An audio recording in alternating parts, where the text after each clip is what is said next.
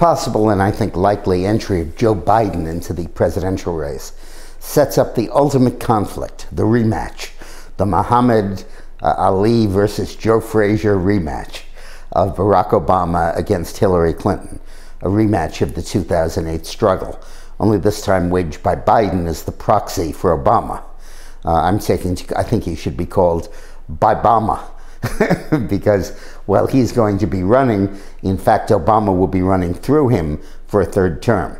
The whole concept will be that Biden can carry on the Obama programs, whereas with Hillary, you never know what she's for, you never know what she's going to come down as. And with Bill, there's always a real risk of she'll be pushed over to the center like Bill did when I worked with him.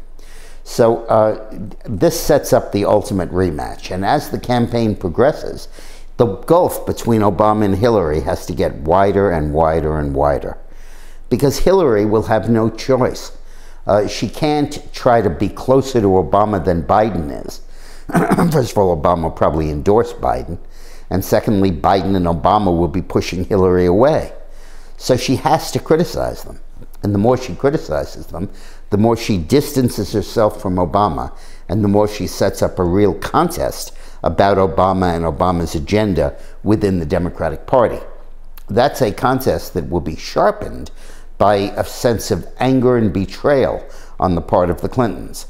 Joe Klein, the author of that seminal book, you have to read it to understand what's going on now, Blood Feud, explains that basically Michelle and Valerie Jarrett hate Hillary and that Barack hates Clinton, and Bill Clinton. And there's a feeling in the Clinton camp, I'm told, in which they really believe that Obama is behind all of the negatives on Hillary, that he's behind all the leaks and behind all the FBI stuff and all of that stuff. And it may be true. It may be that from the beginning, Obama realized that he did not want Hillary to succeed him, but knew that he couldn't take her on head on, particularly because she was a woman. And there's a strong desire for a woman to be president.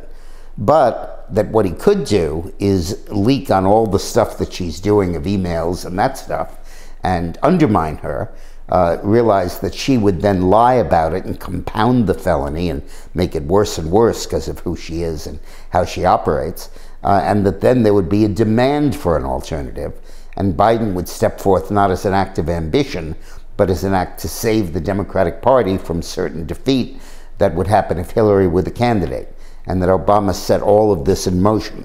If you've been listening to my videos for the last number of months, I posited this about 6 or 8 months ago as a likely possibility, and now, of course, it is really happening.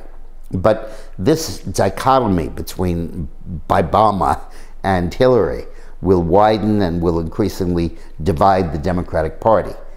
And then there's Sanders, who throughout it all will be preaching the true religion.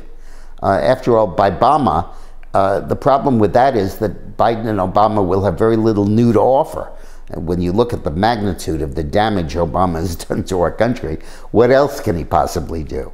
And whereas Bernie Sanders has a whole new agenda of leftist measures, which go way beyond what Obama are doing.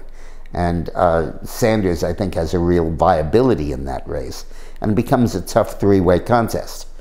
The message for Republicans is that we're going to win, that Hillary probably can't get nominated, Sanders probably can't, and Biden is going to be a very weak opponent, very weak. It's like running against the junior varsity, as Obama famously said about ISIS. Just because they're wearing Lakers uniforms doesn't mean it's the Lakers you're playing against. But and that could really be true about Biden. So thanks for watching.